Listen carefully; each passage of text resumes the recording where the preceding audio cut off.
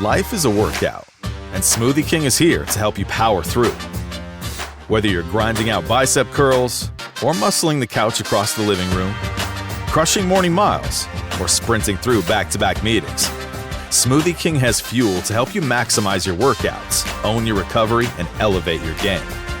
Give your body the energy, protein, and power it needs with a lineup of delicious smoothies made to help you conquer your goals. Only at Smoothie King.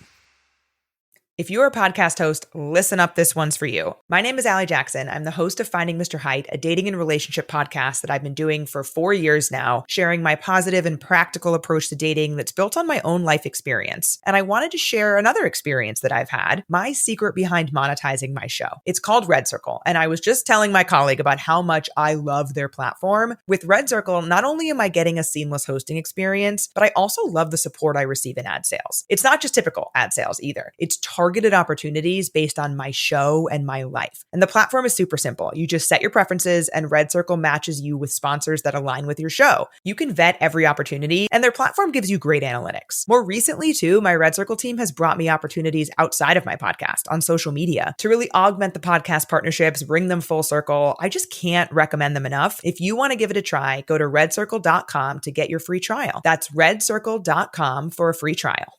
This is Jordan Grace, and you're listening to the Social Suplex Podcast Network. BWB, this is One Nation Radio. You better get it right. Rich Latta, James Boyd came to give them life. The Blackest Wrestling Podcast has come to kick all ass and drop it 6 feet if they kicking trash. Word, let me welcome y'all to something different. And if you dig it, man, you should let some friends listen. We be getting it in, this on the regular dude. Ravish and flow, but this shit rude. See, James don't rap, so I had to break it down. The whole network, man, we coming for the crown. Raps in the columns, I keep them both covered. Making the beats too, so the listeners can bump it. Hit us with the rating, yeah, I'm saying it's a 5. Before you hit it, talk, bob your head side to side. It's One Nation Radio, and this is the beginning. It's Rich, and I'm here with James. It's time to listen to One Nation. We got to unleash the power of the pyramid. This is Mike Sempervive from WrestlingObserver.com. Check me out on Wrestling Observer Live every day. And also check out your boys, Rich and James, on One Nation Radio. This is Kenny Omega. We're listening to One Nation Radio. Check it out, guys. These guys know what's up. Big Kenny Omega fans. That's all that counts to me. Goodbye and good night. Bang.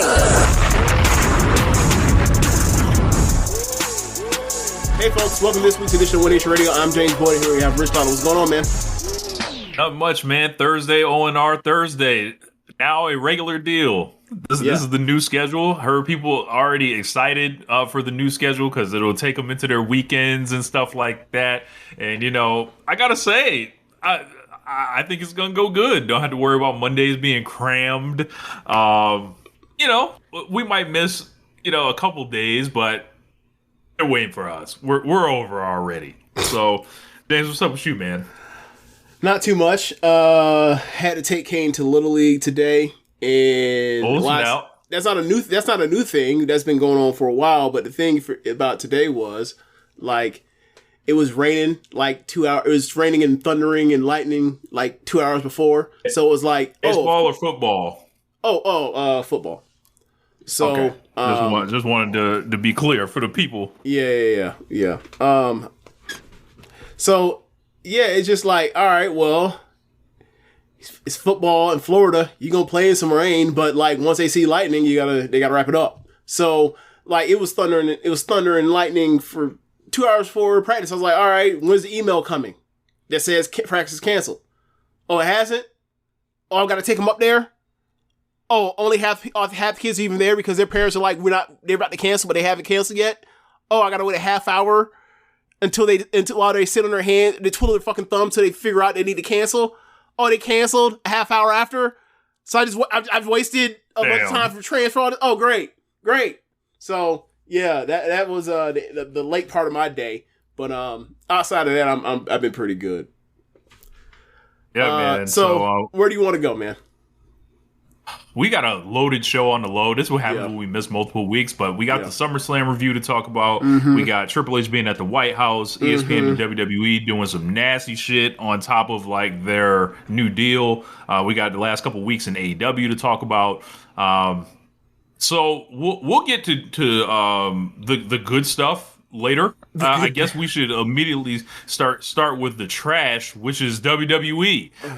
So let's almost, where do you want to start, James? SummerSlam was this past weekend in New Jersey, and brother, Saturday and Sunday. When I talk about ineptitude, when I talk about a show that it just feels like a complete ripoff, when I talk about having maybe 3 good matches over multiple shows, when I talk about just a complete alternate reality, like, of what pro wrestling, should be kind of right now, I see these shows and I'm more confused than ever watching WWE. And with this new deal that they did with ESPN, man, the time might be ticking. I might not be seeing no WWE next year.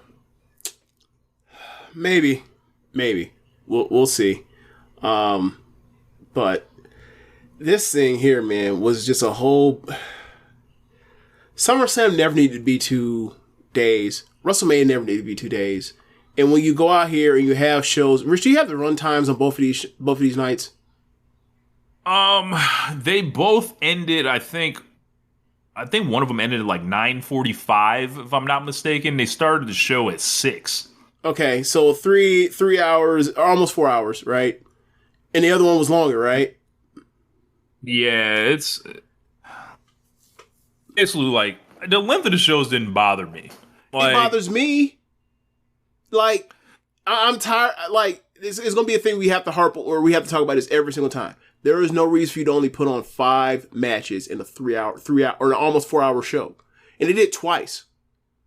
Like, it's just ridiculous. Like, the only benefit I could possibly see for this from a fan perspective is the arena, in stadium experience of, okay, between these matches, I can go to concessions, I can go to the bathroom, and I can stretch my legs, whatever, so I can get back to my seat in time for the next match.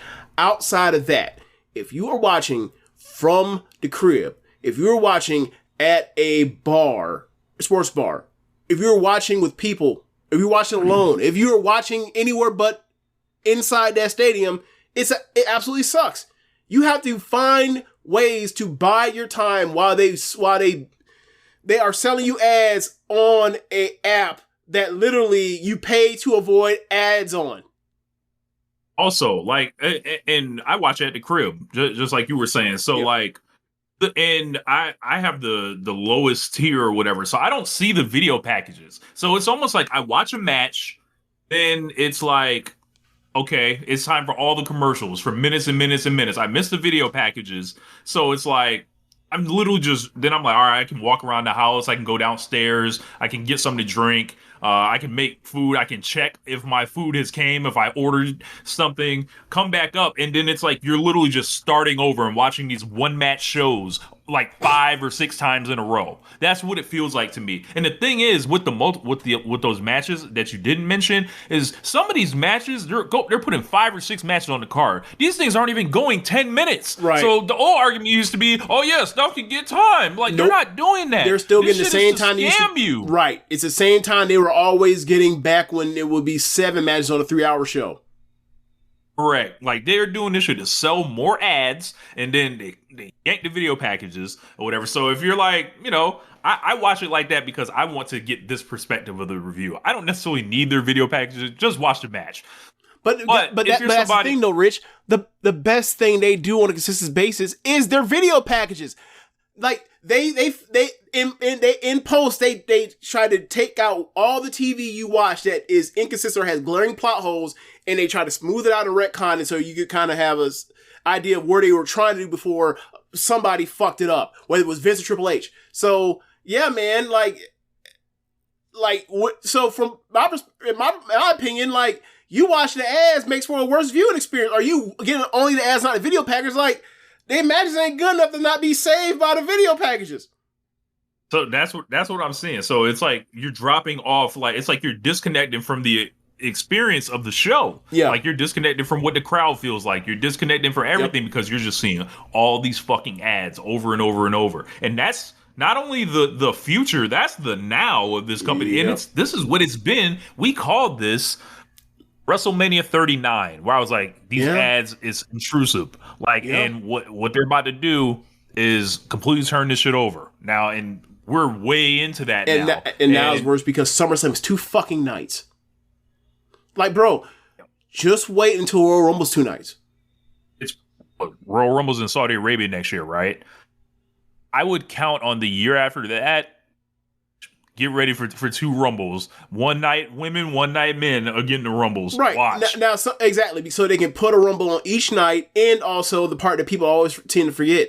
Historically, Royal Rumble is number 2 pay-per-view for WWE. It does better. Historically, it's done better buy rates on average than SummerSlam has. So yeah, it's not. And then you know what's next after that, right? After they go to 2 nights of a Royal Rumble, right? You know what's next after that? Survivor Series or Money in the Bank. 2 nights of Money in the Bank. Yep. Women's, men's. Yep. Get ready. Y'all have fun with that, right? Anyway, let's talk about night 1. Just a very bad show across the board. I'm not as negative on the main event as Sarah from the Trish and Sarah show was. Which I heard I heard she broke her foot off in the ass. Sarah buried CM Punk harder than anything since Night of Champions 2011. When Triple H decided to come out of retirement to beat him. But just like the whole night, it was just sorry wrestling. Sorry. Just like, all right, this is it. So let's start with the opener. We'll go with Jey Uso and Roman Reigns against the Bronze, as I like to call them. The Braun Breaker. I mean, good point. Bronson Reed. Good point. So I saw this, right? When I saw Roman Reigns come out, Roman Reigns feels like Kenny Omega. Like, these niggas feel like they are not a part of this company. It kind of feels like they are this special attraction that is like a huge star that has, legions of fans, diehards that are just like, all right, it's good to see you, but like, you don't really go here right now. That's what it kind of felt like with Roman Reigns. He was coming in with Jey Uso, and it was like they've been pushing Jey Uso so hard. It was just like he got the big entrance and all the yeeting and stuff like that. And then Roman just comes out, no special entrance, nothing, just walks to the ring. The big dog has decided to come through, or whatever. And they had this match with Braun Breaker and Bronson Reed, and it was fine. I would probably say this is like a 3.5. Like, they tried elements of having a big tag team stadium match. I just don't think they had like the workers. They didn't have the skills to do it in a way like, a Swerve and Will Ospreay against the Bucks. Like, I think there was they tried to do some stuff like that. You don't think that Roman Reigns, Jey Uso, Bronson Reed, and Braun Breaker are on the same level as Nicholas Jackson, Matthew Jackson, Will Ospreay, and Swerve Strickland? Is that Correct. What you're telling me, Rich? That's what I'm telling you. But they were trying to like do this or whatever. But to me, it kind of felt like it felt like Hulk Hogan teaming up with Bruiser Barber Beefcake, and they fighting Money Inc. at WrestleMania 9. That's what this felt like. And it was like, the funny thing is, the actual tag match from WrestleMania 9 would be the other one to compare it to, would be the Steiners and the Head Shrinkers. But they have the dynamics. Like, if you combine all of those, that's what you get in this match or whatever. It was like, they don't really need to be here. This shit don't matter. So it's funny, but no, as you mentioned, like, big stadium tag match, whatever else, and it's like, and it didn't happen the way it was supposed to happen. It's like, well, that's because Bronson Reed has never been put in this position, and Braun Breaker's never been put in this position. Like, maybe if you gave these guys appropriate reps along the way before between just WrestleMania and now, you could have got them ready. And to be fair, they should be ready by now or whatever. As much TV time as they've gotten, all that kind of stuff. But not everything is going well with that Heyman or that Heyman group right now. So, and we'll get to that later. We're gonna kick things because I think the end of night one is like worse than whatever this tag match was. In the grand scheme, the funniest shit for me was Michael Cole. We're gonna kick things off with main event Jey Uso. They did it at WrestleMania too. They don't understand that words mean things.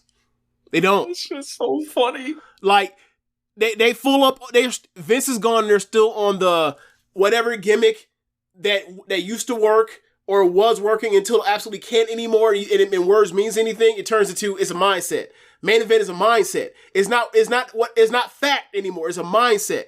If Jey Uso so believes that he is a main eventer or whatever else, and gets proud to believe he's a main eventer, just because he doesn't ever main event anything ever or anymore, doesn't mean he's no longer main event Jey Uso, because it's a mindset. Right now, the mindset for me is that be a main event Jey Uso is this would work if he was in AEW, because they main events be going on to start the match, to start these shows at half the time, right? So, but no, he's in WWE. The main event's the main event, and that ain't the main event. That man opening. Yeah. Match was fine. Nothing offensive, but just wanted to get my jokey jokes in. Jey Uso and Roman Reigns win. Bronson Reed has the Shula Fala, where he has stolen Roman Reigns and Jay's, apparently.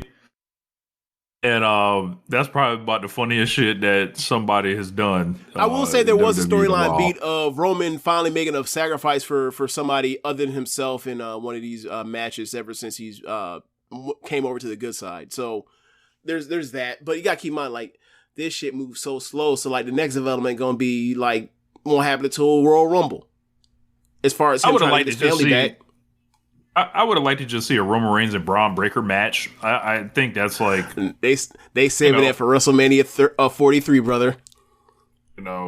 Let's get it. Like, let's hit the fast forward. Roman Reigns almost died doing a dive. Versus Spear. Oh yeah. He thought he was Drew. He thought he was Drew McIntyre with the flip dive. He wasn't even going for flip dive. He just is like, oh, I just need to flip, otherwise I'm gonna land on my neck. Yeah, I bet. Look, when the next time you think he's gonna do that one again? That might have been the last one, brother. Exactly. That's my point. He's like, oh, you never again. Yes, like when Randy Orton used to do them crossbodies or whatever else. And it was like also, and Ric Flair said he got a hold of him, or he said Ric Flair got home and said, "Kid, you ain't got to do this no more. You got these bad shoulders. You ain't got to do that no more." Randy Orton stopped doing that shit forever. That was 20 years ago. Boy. Women's tag match. Alexa Bliss and Charlotte Flair defeat the Judgment Day of Raquel Rodriguez and Roxanne Perez. And for the first time, I think, in Charlotte's career, they have like tried to commit to being like, we need somebody to like make people like you. Like this is the first time they've ever tried this. Like, they tried that with Becky before she screwed over Becky.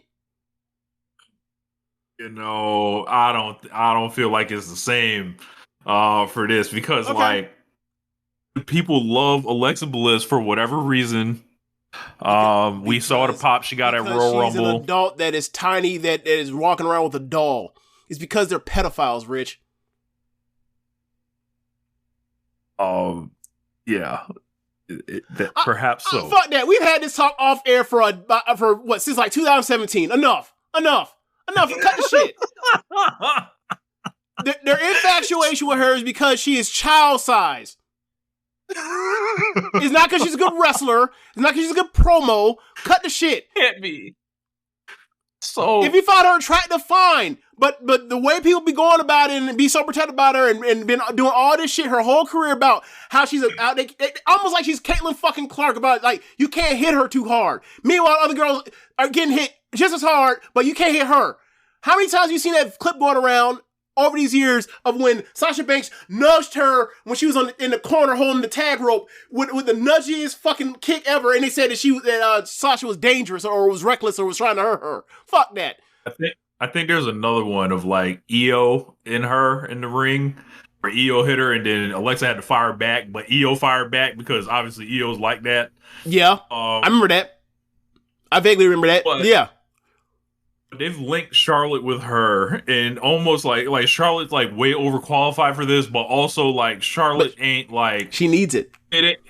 She needs it. Yeah, like she needs something to, because it actually humanizes Charlotte. Like it gives you like something, because like you don't like. All right, what do we really know about Charlotte? Right, just after all these years. She's Ric Flair's daughter. Robes like her dad. She's Ric Flair's daughter. She's Ric Flair's daughter, and like, or horsewoman. And like she, you know, a lot of people do not like her backstage, or may not like her backstage based off the part where she's been pushed down over. She's been pushed over everybody else for years.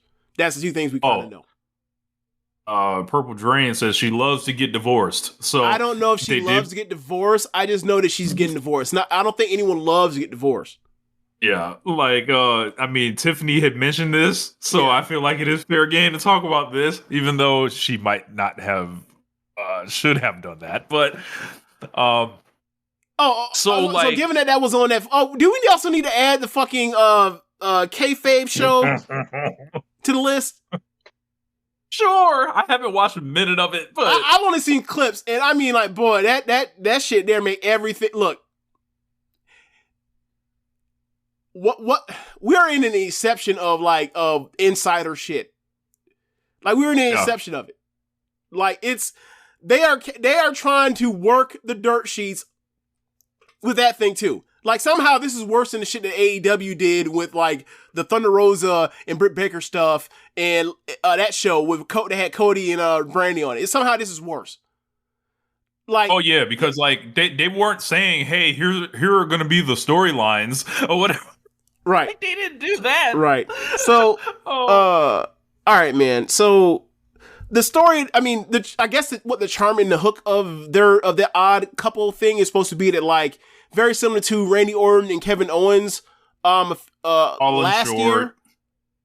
I wouldn't even think about that part. Sure. Tall and short, been around forever. I wouldn't even think about the aesthetics of it. I was saying, man, like the actual, like the dynamic of them. But you're right. It is a big, or tall woman, small woman. Is like, yeah, like they're both teasing you that like this is clearly a relationship of convenience, and both of them are very aware that one of them is going to stab each other in the back. They're both very aware of it. Like the end of that match is Alexa has Roxanne set up in the Blade Runner Sister Abigail move. Charlotte rolls behind her in the corner. Alexa realizes that she's about to get screwed, turns around, sees Charlotte. Charlotte makes a face like, I could have got you. And then she big boots Raquel, which is like, okay. How many months can you get on this before they eventually have their program where one screwed the other in the back? Like, I mean, it's going to happen. That's the story. When I saw Raquel working in this match, I was like, bro, she's going to have a job forever being a tag team champion to whatever small woman they want to pair her with. Like, whether it's Liv Morgan, they just going to switch the little woman out. Like, and, you know, that's all they got to do with her. Well, I mean... Oh, also, the time that it took to get to this match... It was like 6:47 by the time the first match of the show finished. 6:47, right? And how long that match wasn't no super long match neither. That was 21 minutes. Wow, it went back faster than I thought. I thought it was more like 18, but okay. This one went 13 minutes or whatever, but you know, you start thinking about all the time between this, and this show only drags on, but also short matches too, so it's weird. Yeah. Charlotte and Alexa win. They're the tag champs. Whatever. Up next, James. Sami Zayn versus Karrion Kross. Allegedly, Karrion Kross is getting re-signed by WWE, so we don't have to worry about them trying to stage some fake "we want Karrion Kross" invader, even though he doesn't work there anymore. We don't have to worry about that or anything. But Sami Zayn and Karrion Kross, I don't understand the Kross thing. People say that it's his commitment to character is why they like him, and he works hard to get himself over with his promos. But why didn't it work out? Why didn't it work out for the Revival when they was doing that? When Oh, sorry. What was Dax's WWE name? I forgot. Brother, Scott Dawson. Scott Dawson. Remember when Scott Dawson, when they did the Uzi Hot, that man rubbed his asshole across the mat to put over that he was itching. Remember that? Where was his prosperous commitment to character? How come he didn't get over? How come they didn't push him? The man literally scrubbed the ground, James. God damn it. With his ass. Like, I remember someone saying that it was like, that's how dogs behave when they have worms. I was like, oh my God. I never thought about that. But yeah, that's exactly what he did. I thought it was like, when commitment to character, Uzi Hot, and that's about as high as you can commit. Because ain't no way this man thought about that. He was like, hey, I guarantee you, Dax wanted to how about I do this, and I know Vince lost his fucking mind when he said, "Oh yes, definitely, ha ha, pal, that'll be funny as hell, brother." So I'm sorry, I just fused Vince McMahon with Hulk Hogan. I just did that. Look, seeing as how they almost died on the same day, like, god damn, I get it. But the cross thing, and there's some, allegations of astroturfing. Yes, Paul Heyman comparing him to Stone Cold Steve Austin. Look, man, we know Paul Heyman's a fucking liar, and this is insane for him for saying this kind of shit. At this point, look, ever since he did that promo after WrestleMania 30, where he said that Brock Lesnar shot on Undertaker, and that's why Vince went to the hospital. He went into business and broke the streak on his own accord. I ain't gave a nary a damn what Paul Heyman say about anything. If y'all want to get upset with Paul Heyman for being a liar when he's been a liar for 30 years, that's on you. At some point, you be like, that liar's lying. Stop paying attention to him, right? Like, when people be crazy and say crazy shit, do you still listen to them? Or do you just be like, or you just pretend they got a tinfoil hat on their head and just keep it moving? We gotta start treating liars like crazy people. Yeah. We gotta start treating people that act like like Karrion Kross is a good wrestler like crazy people. I mean, this match was dreadful. This shit was over and done with in 8 minutes. They got Scarlett in there trying to interfere. Please use the weapon, Sami Zayn. I'm like, what the fuck is this, bro? Like 8 minutes and 10 minutes, and it was just like a stadium match, James. They got a SummerSlam. They got a match in the middle of SummerSlam, James. Yeah. Think about all the great matches in the middle of SummerSlams or whatever, and this is what they decide to do with it. This is what you only get one shot. I mean, that's the biggest match. That's the biggest match across his career, right? Yeah, gotta be. Or that, or Saudi Arabia match shit that he had with Sami Zayn. I mean, but so many people don't watch the Saudi Arabia. I mean, as far as eyes, so many people don't watch them shows just off the strength that it'd be like, there's no way more people watch that than this. So, This is probably it. Yeah, like going into that, and then this is what you produce, and it's not like Sami Zayn can't have great matches by getting this. Like he's always been so likable and so respected. Like at this point, he ain't got nothing left in the tank compared to a decade ago, right? So like all he got to do out there is just go out there and wear an ass whooping and sell, and then hit it, and have his comeback, right? So like if you can't get it done with a person that has a kind of a connection with the crowd like Sami Zayn, when you ever gonna have it? Karrion Kross, the one with the connection, to let them tell it. Shit, allegedly. Women's title match. Tiffany Stratton versus Jade Cargill. Tiffany beats Jade clean in the middle as a sheet. This one felt like a acknowledgement and a concession of the Jade Cargill project in WWE. It's over now? Look, you don't think they're still going to wrap her back into that triangle of Bianca and Naomi? I mean, maybe. I mean, if you use it, if you saying this is the end, then you may as well end it with that. I think that's more useful because that's one of the more consistent, or might be the only consistent, like ongoing long form story that they've had over the last year. Think about how long Jade has already been in WWE, which I think probably at this point... Is it almost 2 years? Probably. Yeah. Probably longer than she's been in AEW, than she was in AEW at least. And you can compare the 2 years to 2 years. I definitely know which push I'd rather sign up for and which experience was probably better. But I think they had high hopes for her, and they're like, we don't see it, dog. And, Tiffany, like, they tried some athletic things. Like, these are two good athletes and stuff like that, but it just wasn't enough. They didn't get enough time. And quite frankly, there's a reason they didn't get that much time. They didn't trust them to go that long. So... You say it went 8, right? It was short. 7 minutes and 4 seconds. Okay. Yeah. I think people thought this might have been the night to crown Jade and stuff, but I saw people be like, you can let Jade Cargill beat Asuka, but not Tiffany Stratton. I'm like, bro, Asuka is like that shit don't matter. Like she's in legacy. She's in legacy act at this point. Like, she'll go into WWE Hall of Fame, but like, based off her talent relative to her, relative to her division, like, she was never pushed to, we saw her in NXT and we saw her on the main roster. You tell me what was more like, representative of her talents. So yeah, it is what it is. Like, she's won a bunch of titles, but it's similar to the Nakamura thing. It's like, yeah, they put a bunch of shit on their mantle or whatever else, but they were never, nah. Yeah. Question from Seth Rich Rogan. He said, real question, has anyone other than Cody been presented from going AEW to WWE been presented stronger or booked better?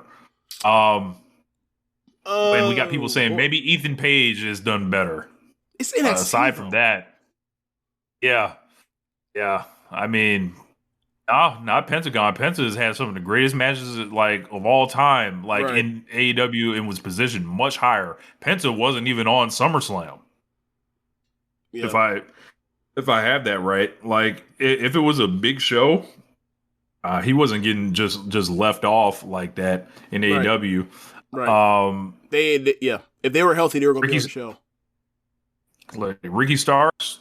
No, like that man got sent to make less than $100,000 in NXT. No, and also like from what I can tell, all the good stuff he's done so far, or any of the good stuff he's done so far, has been attached to Ethan Page. So like Ethan Page is really the winner in that one. It for sure is not Blake Monroe, according to Slash. She looks bad Did in you early see that returns. promo she cut on Jordan Grace? Awful. What the fuck are they doing? Awful. Tanking their own asset, apparently.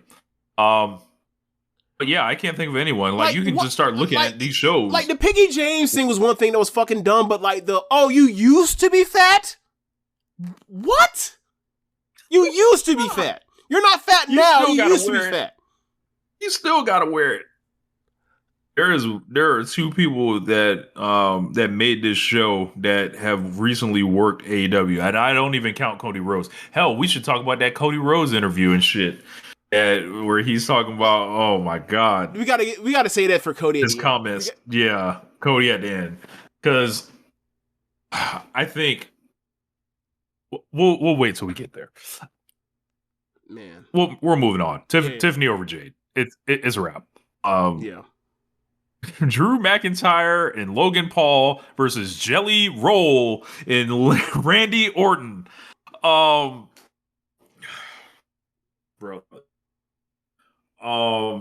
This was not Bad Bunny.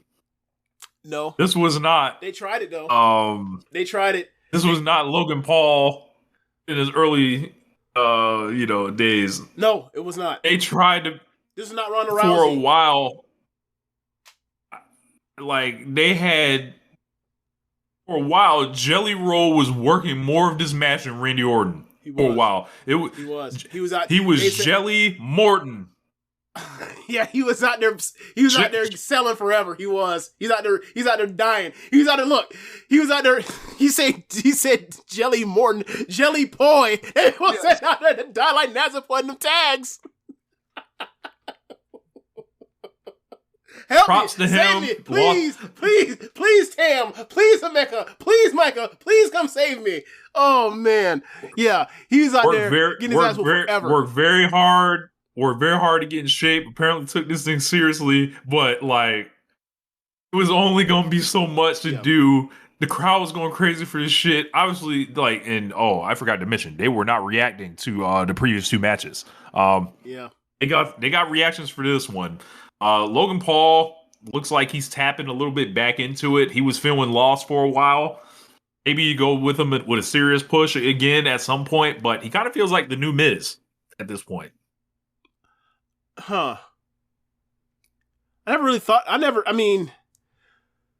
I think you can push him as more than that, but I don't think they want to use him in a capacity to where like he should definitely have already fought CM Punk or thinking about it. Like it's just like a perfect kind of thing or whatever. But I mean, at this rate, the next thing will be AJ Styles.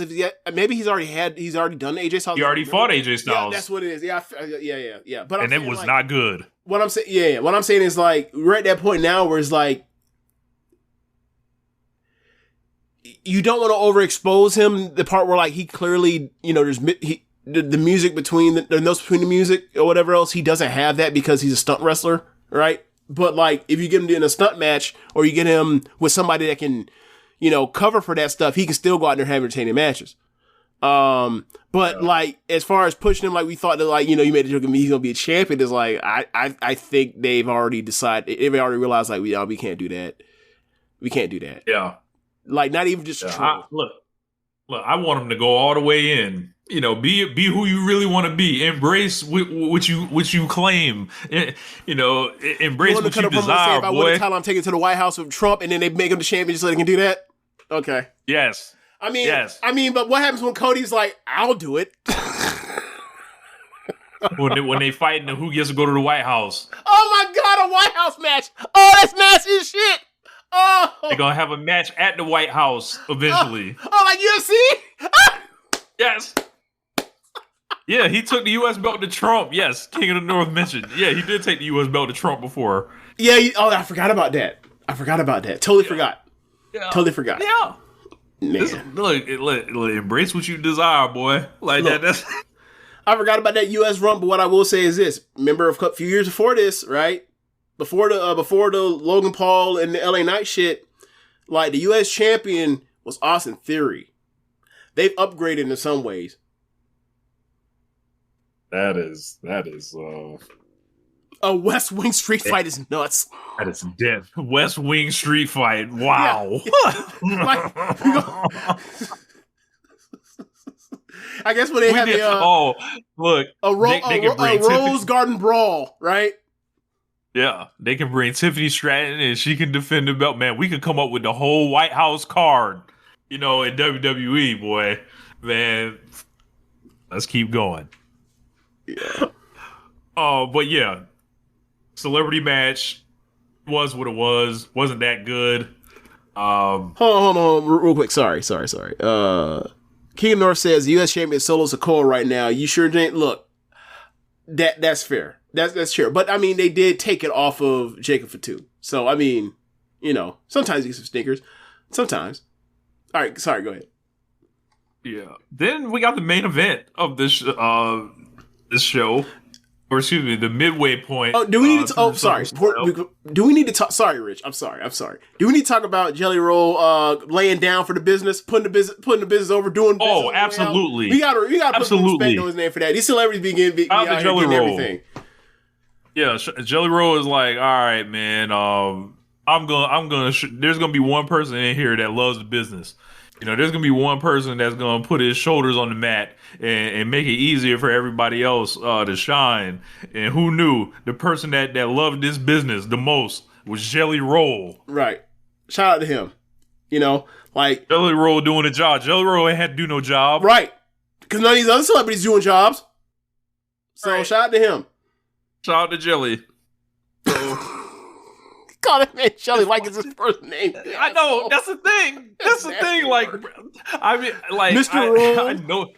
I noticed like when I was like in the forums and stuff, I was calling that man Jelly or whatever. Like it is like Jelly was his first name. Yes. Look, man. So look. I don't want Blake Monroe to get on me on here, but as a former fat nigga, like you don't call no fat person Jelly. That's just mean, man. That's cruel. Don't do that. Don't do that. That's disrespectful. Oh. We can move on to the main event finally, man. CM Punk versus Gunther. CM Punk comes out. He looks 59 years old when he walks out, bro. He looks so old. And like, I know his whole gimmick for all these years has been he does not drink, he does not smoke, he does not do drugs. Yeah, he the opposite of body headbangers. Yeah. He don't drink, he don't smoke. Reverse. Yeah. Brother, he could have fooled me. Like, some of the hardest gear that he's probably ever had. He actually went in the gear. He spent some dough on that. Yeah, that was. I mean, I'm assuming that was in connection to the Final Four. Or sorry, the Fantastic Four movie coming out just recently. You know, because he used to clobber. Okay, so when he yells, "It's clobbering time," that's a catchphrase from the Thing, who's a member of the Fantastic Four. So I think, given that they always wore that color, that shade of blue, I think that was a call to that. So CM Punk and Gunther, immediately when I saw this, I was like, oh, it's a world title match at SummerSlam. He's fighting this tall nigga. I was like, oh, he's about to try to do SummerSlam 1997. Bret Hart and Undertaker. And what they proceed to do is just have this ridiculously slow match. This match went 30 minutes, right? It was so fucking slow. It wasn't bad. For me, right. It wasn't bad. That's the thing. There were a lot of people it was slow, but it was still compelling. That's true. Yeah, you know, and people can get mad at me. Like, I didn't think the match was bad or anything. It was just very slow, and it was like, I'm impatient right now watching this. That's kind of what it felt like. But like, I saw like the structure of what they were trying to do. Walter he made him take them chops and everything like that. And Punk, they set up the blade job. Yeah. And, you know, they ended up doing they gave you the clean match or whatever. But they instantly undo it minutes later. But they didn't know there was a second match coming. I mean, I'm sorry. They didn't know the second match was coming right now, but we all knew that this whole fake out thing was happening. This match was fine. This was not no 5-star match. This was not no match of the year. No. I like it. I liked it more than you. But like, yeah, 5 is absurd. Folks got to knock it the fuck out. No. So like, I saw this. I was like, oh, okay. CM Punk's, you know, he has the fake world title. Cool. The WCW International belt. The Here Nigga Damn title. Yeah. The Here Nigga Damn main event. Yeah. Yeah, which is funny because he got it like literally like after the last pay-per-view was him losing to Cena for the real belt. It's funny. Then Seth Rollins' music hits and he walks his ass out there, or excuse me, hobbles his ass out there on these crutches. The worst fake limp I think I've ever seen in pro wrestling. Like, do you remember the I'm sorry, I'm gonna date myself with this reference. I'm sorry. I'm a younger millennial. Sorry. Do you remember the Method Man and Method Man and Redman, the Rottweiler video when they're walking down that tunnel and they're connected to each other with the jumper cables and he just like one step at a time. It's like shit. That's how he was on crutches. No one walks like that with a limp. What are you doing? Trying to sell it. So Seth Rollins has been kind of caught in this fake injury thing that got reported for weeks, had people arguing, and we have fucking wrestling media willingly participating in angles to cover this shit up. We have fucking lost the plot on all that. It's amazing. It's amazing how like the Rock shit don't leak. It's amazing how an AEW shit don't leak. But everything else in WWE that don't involve the Rock somehow leaks. Incredible. It's so. Let's get through the whole rundown of all that. Or are we done with that already? Yeah. Or where do you want to go with that? Like the play-by-play of the cash-in. Like, do you think that's necessary? This nigga Seth Rollins, you think he's just gonna look at him and then like walk back and be like, nah, I'll see you when I'm healthy. But then he turns around and drops the sticks or whatever, and then the crowd's like. Yeah. And then from there, I think they fucked that up. Why do you have a unit if you don't use them? Right. Like at this point, he should have stared the nigga down. Yep. they should have came out the fucking crowd and laid CM Punk out or whatever. Yep. Otherwise, like many people have said, when Seth Rollins came to get it from him, Punk should either hit him with the belt before the whole shit, kicked him, ran away, just like he did in 2011. Well, right? I guess the bell is that like he tried to run and swing with the belt, but missed. Because I think him and Seth both, because Seth had that briefcase, I think they basically like connected and clashed the belt with the briefcase, and then Punk immediately dropped the belt and then proceeded. It's a gift. This should be all-time gift. The way that Seth Rollins whooped CM Punk's ass with that briefcase was fucking hilarious. He bludgeoned that nigga to death. Like, bow to the head, bow to the head. Like, bro, it was hilarious. But yeah, I mean, there are definitely points to all that. I definitely agree. I think the unit should have done the spear, and then the nigga should have jumped on top rope, splashed him. Then Seth drops the fucking sticks or whatever, and then you get they really fucked him or whatever. There's that. There's also the part where you can do the whole situation where you can still get everything you want out of that entrance with the whole thing is throw it out at the top of the ramp, throw him down. He's walking down. Punk has the belt. He's ready, and then all of a sudden he turns around and eats a Braun Breaker spear. Yep. Or he drops, before he gets all the way down to the ring, he could drop him, take a couple steps, and then like all of a sudden they cut back to Punk. Punk eats a spear. He walks down or whatever else slow because he's gloating in the part where he knows he's about to be champion, and then you have Punk still have enough energy after that war he just had that he sold against Gunther and taking that spear that he still musters up the strength to grab the belt and then lose the belt and trying to go against the briefcase and then gets beat to death with the briefcase and then curb stomp. There were so many better ways to do what they did as opposed to what you get in the storyline, which is this nigga faked the leg injury. I'm not going into the kayfabe part of he's trying to work. He faked the leg injury for a nigga that wasn't even. He faked. You're right. He faked the leg injury by allowing himself to be pinned in a match, and then for the purpose of avoiding suspicion that he's injured against a guy that hadn't even gotten the title shot yet. Punk didn't even have the title shot yet when he did that. This is bad. Who's thinking of this? So, once again, WWE has committed to Seth Rollins, but it's the fake belt. So, like, who gives a fuck? Like, they, like, the worst thing about this is that CM Punk versus Seth Rollins can never fucking end. Like, it just has to fucking continue until forever. Like, rather than like doing anything interesting. So remember when Triple H was the WCW killer? Yeah. Is Seth Rollins a bizarro WWE like killer? Whereas like he keep going with these guys, the big stars that come back from AEW, but like he mostly loses the feud. Like, he's like the gatekeeper for AEW stars. Yeah, it's kind of that. Welcome. Yeah. Welcome. Because this is like the first ever real get back he's ever gotten against one of these AEW motherfuckers. Straight up. Yeah, like, Cody was out here doing whatever he wanted to that man.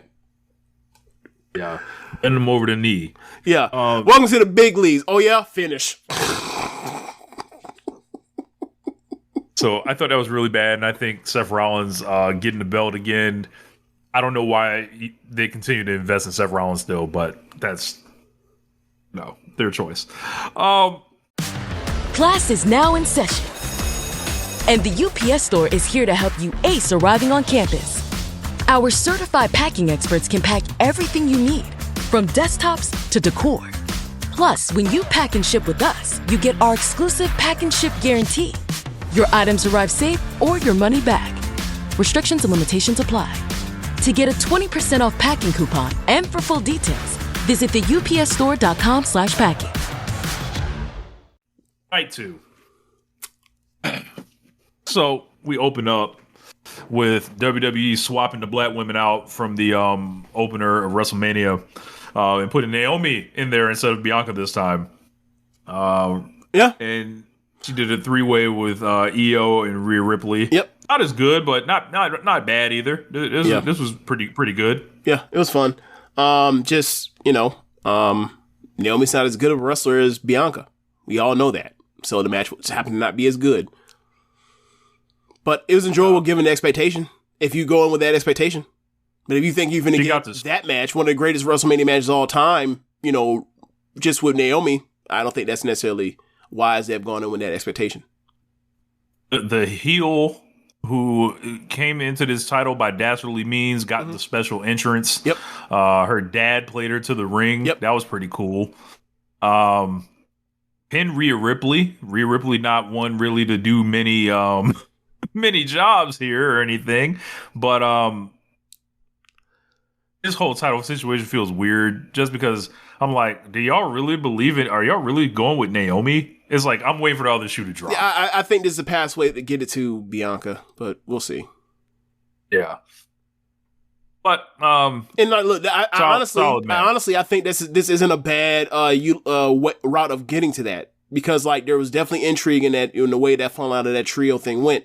From the end of last year into, the stuff with Naomi and Jade, and then like Bianca being, just caught in the middle of it. And now it's like, Naomi's been talking to her and been like, like this. She said she broke into her house, it was like, all right, man, like, all right, we getting there. So I think it's actually been it's about the most well done thing they've done over the last 9-10 months, honestly. The whodunit. So up next, we got a 6-pack tables, ladders, and chairs match. And before the match, they said this is the 25th anniversary of the SummerSlam 2000 TLC match. And we've got 2 of the teams here with us. Immediately, I said, do you want the third? Can we, is it too late to like get a plane ticket for these boys up there? I'll help drive. Where we going? New Jersey? It's kind of far from me, but shit, I'm willing to take. Take. I ain't the fastest driver in the world, but we will make it. I will make it to get the boys ringside. So was it the Christian promo from the other week that made you say, he got to go too? Because that thing was a mess. Shit was stumbling over his words, and then because he's fucking up, he pretend like the crowd's interrupting him, and clearly the crowd is not loud enough to we would have heard if someone was fucking with him. It was like, oh nah, man, you just lost your you lost your nerve multiple times, and it was long as hell too. Yeah. So, how bad does a ladder match have to be for me to not want to give it 3 stars? Because I felt like this was just like, this was the definition of people just doing shit. Like there was no rhyme or reason for anything happening in this. The coolest is it because it was a ladder match and there's a shit ton of table breaking? Bro, it just you're just looking and they're swinging the camera around and somebody's doing this, somebody's doing that. But I'm like, there's nothing that is special about this. And then they not only have all the tag teams in here following no rules, they have niggas from fucking the units and managers running in here and shit. So I'm like, what are we doing? Like, I was like, you're in a no rules match. Why the fuck do we need more niggas running in? I felt like nothing was happening. I felt like nothing was happening in this match. And this was just like, I thought this was an embarrassment to like, these guys like yeah, you guys are going to get on the card. Like, and then it was just like, this was nothing. Like, for when I was watching this, completely soulless. Like, this was like, I can't think of one thing from this match except, what's her name getting killed? Candice LeRae getting killed. And then Angelo Dawkins doing that big dive, which was actually cool. But what about, you got those two. What about the spot with Ciampa hanging them from the thing? No? Okay. Never seen it before. I'll give him that. But man, I did not like this match. It was just like a shit just happens match. Like, and it was it was definitely that. What is the fucking point of it? And then the Wyatt Six fucking win. So it's just like, and there's like 7 of them involved in the match or whatever. Still. Yeah. Bro. Like, I get you. I just liked it more than you did. Like, I look at all the wrestlers in this match. I'm like, bro, I could have made a better card with just the wrestlers in this match than I could have I would have put it up against either night of SummerSlam. Rich, we've got Johnny Gargano. Rich, that's all I'm saying. DIY versus Street Profits in a straight up tag match. Oh my God, that'd been a great match. We can break the shit up if we want. We got Johnny Gargano and fucking Andrade miles away from where they did it in Philadelphia before. You got Ray Phoenix in here. You got Nathan Frazier. You got Axiom. You got the Street Profits. Yep. You got Motor City Machine Guns. Yep. You have so much fucking talent in this match. Yep. And for this match to like just look like, all right, just do some shit. It's a disservice to everybody wrestling. We don't want to push any of these people. You don't want to push any of these people. It's very bad. Like, I don't think it'll ever happen. But like, bro, can you imagine like the impact the Street Profits would have with his new form, with like in AEW if they were to ever bounce? Like let's say for some reason they just got cut today. They get brought in a heartbeat. I know. That it's frustrating that way. Motor City Machine Gun, same thing, right? It's just. You know, I'm with you. I mean, they told us the match didn't mean shit when they said we're simply having it because of 25-year anniversary. I'm like, all right. Yeah, I mean, yeah. I guess let's move on because they didn't care. I thought that's one thing that I will say is like I thought the guys tried hard, but it was an empty match as you mentioned. But I still thought they tried hard and they came up with some cool stuff. And I mean, they went through a lot of fucking tables. A lot of tables. Yeah. A lot of Slim Jim tables. You gotta add that in there. Yeah, they did have that logo, that shit on them. Yeah. Slapped on the tables. Like, they need a kayfabe thing. Like, who's, okay, forget the people that put the tables and ladders and the drinks underneath the shit or whatever else, and the fire extinguisher underneath the ring or whatever else. Who is the person that is putting the stickers that have the advertisement on the table before sliding them underneath the ring? Is that all the same job? Gotta be. It might come printed now on there. Women's Intercontinental title match, no DQ, no count out. I don't know why they would allow this match to take place with the main event happening as well. And then also, we'll get to it later, like with all the Eddie Guerrero spot, bro. I was like, all right, man. Eddie Guerrero's a fucking legend, and this has been said by other people. But I was thinking the same thing. If I gotta see one more nigga doing the shoulder shimmy, I'm gonna lose my fucking mind. I'm done with the fucking Eddie Guerrero tributes. Oh my gosh. I've seen it all. Becky Lynch versus Lyra Valkyria. Mm-hmm. This match may still be going on, James. I was like, what the fuck is this as I was watching it? I did not like this. So... Yes, it also applies to Mercedes, yes. But at least Mercedes has done some shit for different time periods of Eddie Guerrero. She came out as Black Tiger. That's cool. Everyone swears this fucking 2004 SmackDown. That's all they want to do. They don't want to talk about, actually, Dominic is one of the only people to do an Eddie Guerrero tribute, which was cool. When he dressed like him and Art Barr in AAA. That's cool. Yeah. God, was that like 3 years ago? 4 years ago? That was like 4 years ago, though. Yeah. Yeah, because he was tagging with his dad. Yeah. So, all right, man. I didn't love this match. It was just like the finish is like, okay. So Bayley goes to hit Becky while she's on the apron, but Becky moves in his Lyra. So Becky rolls up Lyra, and Bayley sits there stupefied for 1, 2, and then magically once the second hand hit the mat, she realized, oh shit, I can break it up. It's a no fucking rules match. and then doesn't get through the ropes to break it up in time. Why do we make these people so fucking stupid? We just talked about the CM Punk thing, how it made him look stupid. Stop making people that you're supposed to have sympathy for look like schmucks.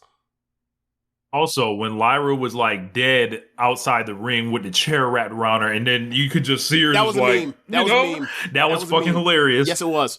Ailey jumps out of nowhere, and then Becky basically hands her the joint. It's like, hey, go ahead, finish her off. And then like, it's just so awkward, and it was like, yo, 25 minutes was a lot for this. And then, like, I don't know about you, but anytime Becky Lynch has turned heel after the man thing, after the baby, pretty much, it has been weird for me watching it. It has been incredibly cringe. Does it make incredibly you, just like she's trying so hard to get people not to like her because she's like one of those people that everyone's gonna always like? Is it one of those? Yep. And it's just awkward, and it's just like, bro, like you had something special at one point. I was like, I remember when this was the hottest person in the business. Yeah. She feels galaxies away from that now. Yeah. Well. And it's not just because of heel face alignment or whatever, but it's just like, it's WWE. If they don't want you to be over, it's a self-fulfilling prophecy. Bro, they want her to be over. They gave her 25 minutes. But they are using her to showcase, but they've been using her, the last, like even since, dating back to the Bianca SummerSlam match, right? They have been using her to, like, elevate other women. So, like, that's what they've been using her. They have not gone back to the top with her. I'm not saying they ever will, or if she even wants to. I'm just saying, like, her role has been, you are like the person that is going to get other people over, or try to anyway. Up next, one of the sorriest steel cage matches I've ever fucking seen. A house show special in the middle of a stadium.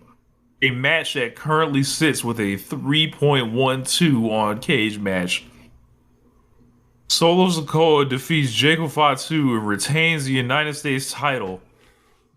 In just one of the, like, James, you thought we were getting out of SummerSlam without a Samoan Stadium stinker. A Samoan Stadium stinker is nuts! The triple S. That is beautiful alliteration. It truly is. You thought you escaped. You thought we left that in the past with Roman Reigns and Jey Uso, with Solo Sikoa in the main event. No. This family has decided this event, we will take a shit in the middle of the ring yearly. And look, this is not even a family. Or these two are the family, technically. The other ones weren't.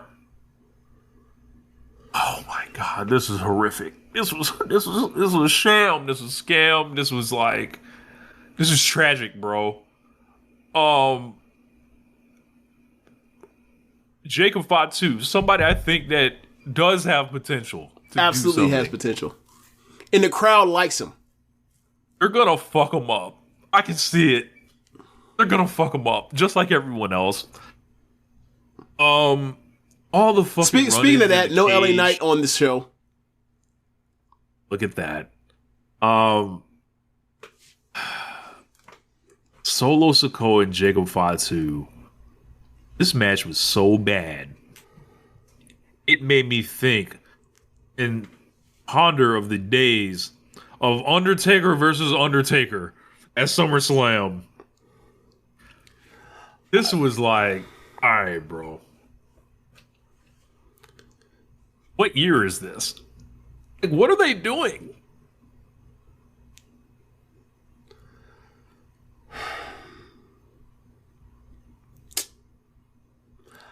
Like, they have really, like, backed themselves to a corner with this, going all in on this fucking family. They gotta stop, bro. Like,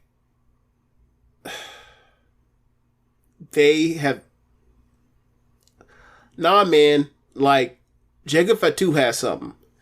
The Usos have something as a tag team, and only as a fucking tag team. Solo Sikoa has fucking sucked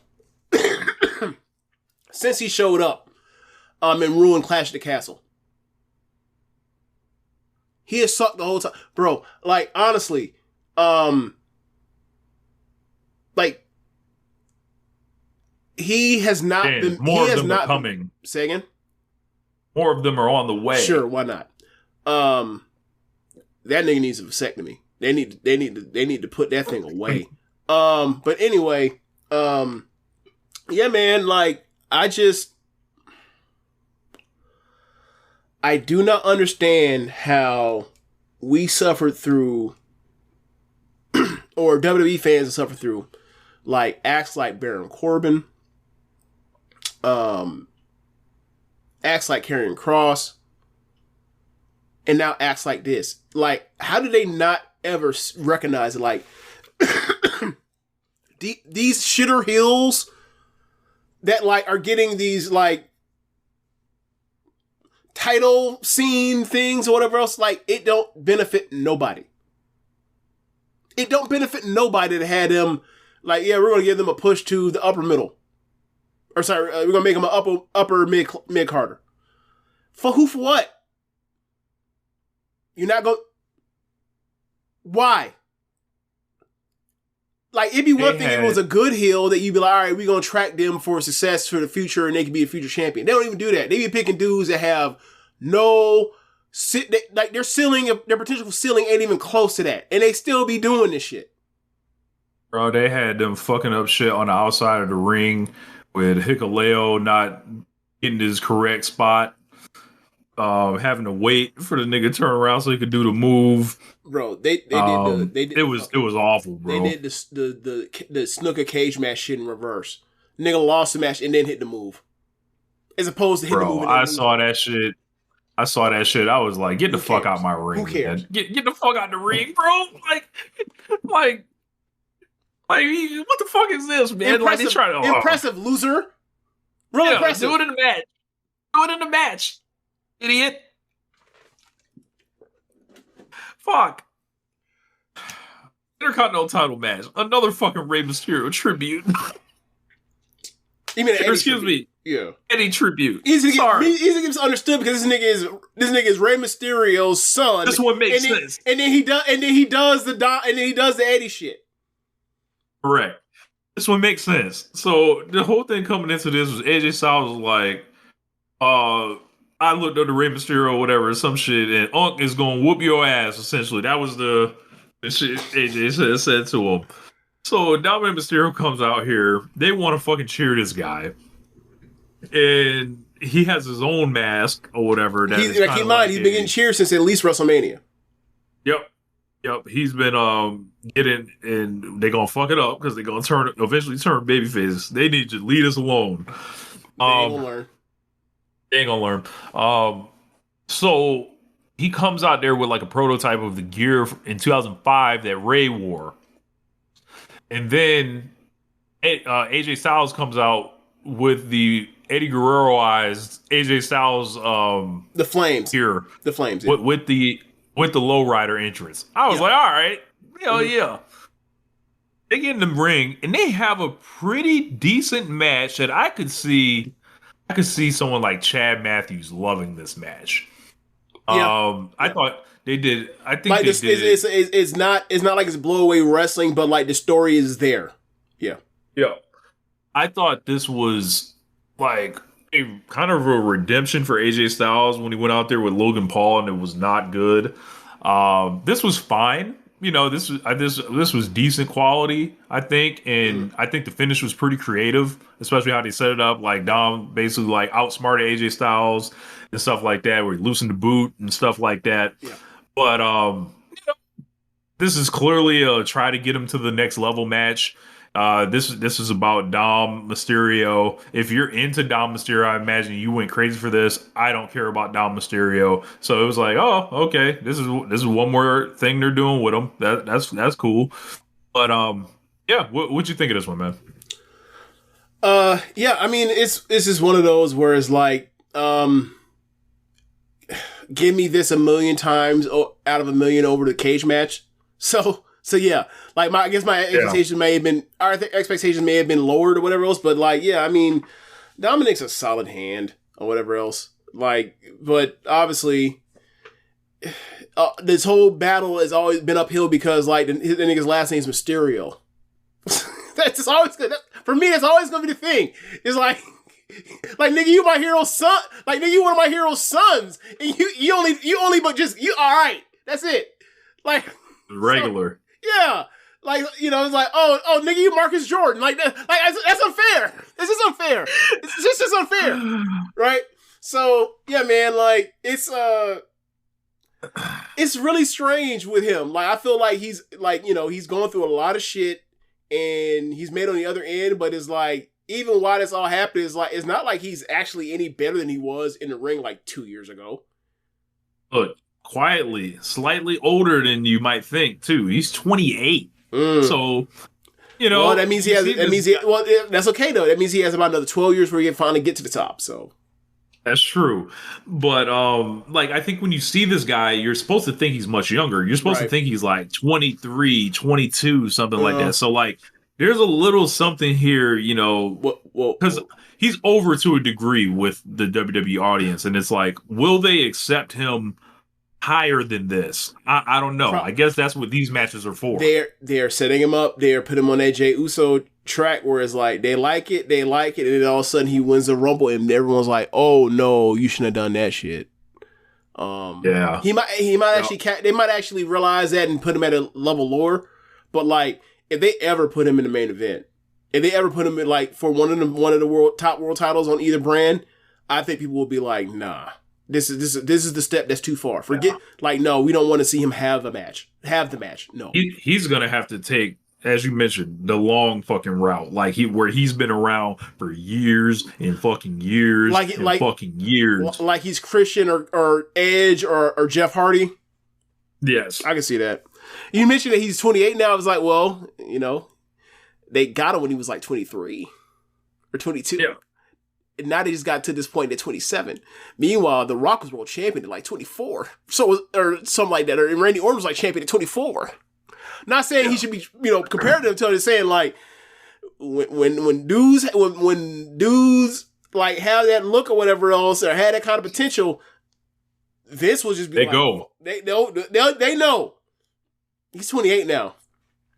I think that, you know, this is about as good as it's going to be getting over his whole career. So, up next, main event, WWE title street fight, Cody Rhodes and John Cena. And for one night only, James, John Cena locked the fuck in. He turned the fucking clock back. It felt like 2017. For one night only, John Cena's pro wrestling instincts kicked in. He felt like he was good with the contact. He had the crowd eating out of his hand. Physically, he came to play. He didn't look like some old man wrestler. Mm-hmm. I had no complaints about John Cena in this. This is the best John Cena match in years. Shit. What, like since 2018? No, 17. Just like 2017. Yeah. Yep. Like this is like, this was easily the best match of SummerSlam, right? Absolutely. Yeah. It went 37 minutes, and it was like Cena was like, "I'm gonna leave it all out on the table. Like this might be his last big stadium main event. We'll see what the future holds for him."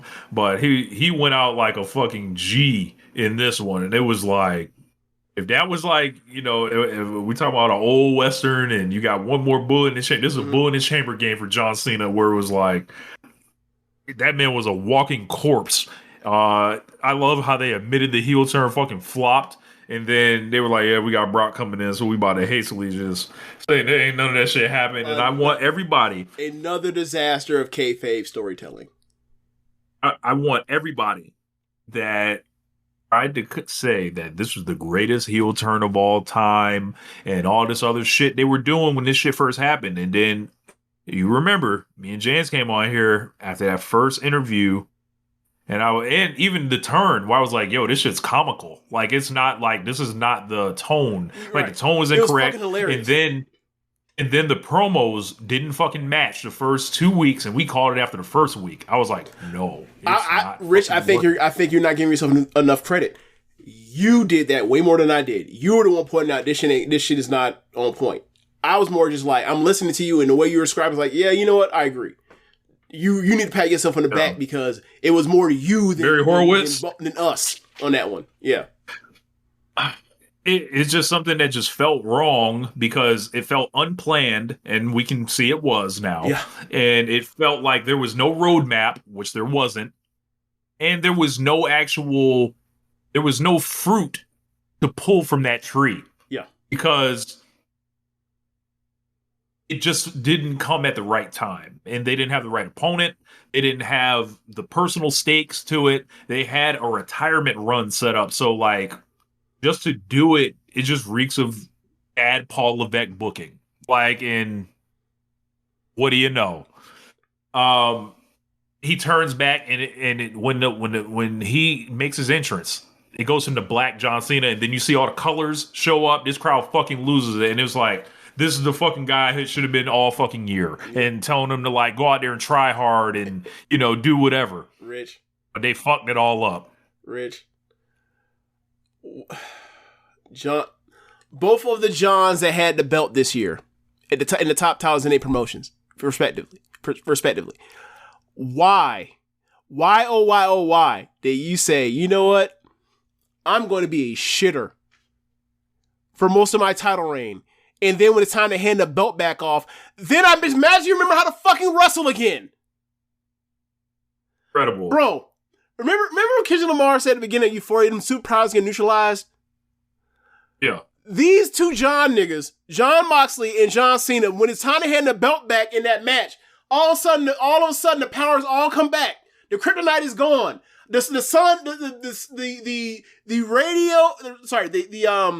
The yellow sun rays come back to Superman, and they just them again. And it's like, where the fuck was this? Why did I have to watch this bullshit? What is going on? Why are these people out thinking themselves? Why does everyone say they gotta be a uncool heel, and their idea of being an uncool heel is having matches that no one wants to see, and everyone's fucking miserable? I don't get it. You can be entertained, or you can have entertaining matches while being a shitty heel. Or while being a unlikable, uncool heel. I saw Daniel Bryan and Bryan Danielson do it. Both in WWE, both in AEW. This makes no sense to me why people keep coming to these conclusions that the way to get people to want to be into the title change when I finally hand the belt over is to make them wish that they were not watching me. And James, they wanted him to win this match. They were booing Cody. Yeah, that too. So Cody Rhodes wins it, and then they try to pull. We need to talk about the how many was it? How many AAs did he kick out of? I know it was over 5. I saw the number was 8. I was like, I don't remember it being 8, but I know it was over 5. He kicked out a lot. That nigga kicked out everything. Yeah, everything. Yes. So they set up like a faux passing of the torch moment or whatever, and I saw a lot of people like framing it like that. I'm like, wait a second. Y'all skipped a few niggas, bro. Like this, no. And I saw like people like, Hogan and Rock and Cena. Now Cena and Cody. I'm like, where the fuck is Roman Reigns? Where the fuck is Stone Cold Steve Austin? Like there was other niggas, in this or whatever. Well, they're making what I saw was the point was like, how many people were like, how many torches does Cody need to be passed? I was like, I don't know. How many times did they try to coordinate Roman Reigns from 2015 to 2024? Oh, that's true. That was okay though, right? That's true. But with Cody, like, yo, this nigga's 40 already. I guess that's the new name of the game. Hey, is like are 40.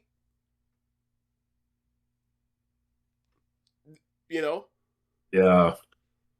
Then, Cody Rhodes gives John Cena the stage. Crowd's cheering for him. And you want to say, damn, they work hard. You know, they had a nice main event. Cody Rhodes is champion. It's like, all right, whatever. It's Cody. I'm not really excited about Cody or anything, but all of a sudden, Cody's been the most consistent thing in WWE's had like since the pandemic.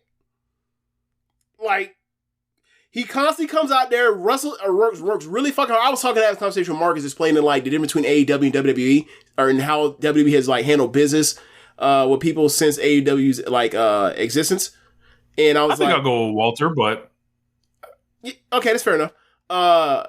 And I was just like, I was explaining to him like there's just a different ethos between both promotions. Like, people that were in the WWE and like when they got back on 2023 and 2024 is like, they're used to watching, they've either only ever watched North American pro wrestling, or they only ever watched WWE because there was nothing else. So they're used to being scammed and they think that's a part of it. As opposed to like, you watch good matches or whatever else that also have the drama and the intrigue of the post-match and the result stuff that happens as well. So I explained to him and he was like, oh, so like AEW is like the go hard promotion, right? I was like, yeah. And I explained to him why Cody has been so successful. It's like, because while he was always a try hard, there were guys that were just more talented than him in AEW, but now that he's in WWE and they're not the go hard promotion, him trying at his normal effort seems like he's motherfucking like he's fucking Kabashi or something. So like, he's such a try hard, like, so the stuff he does over here gets loudly applauded, while in AEW is like, cool, you're like the 5th hardest worker in AEW. It's just different. Like, what Ospreay or Takeshita does in a match is one thing. Cody has set himself on fire with goo on his back to make sure he don't get burnt up to try to keep up. Like, so now he's in WWE and it's like, yeah, he's the guy because he's just from a different, you know, he was in a tougher division. He was in the SEC, if you will.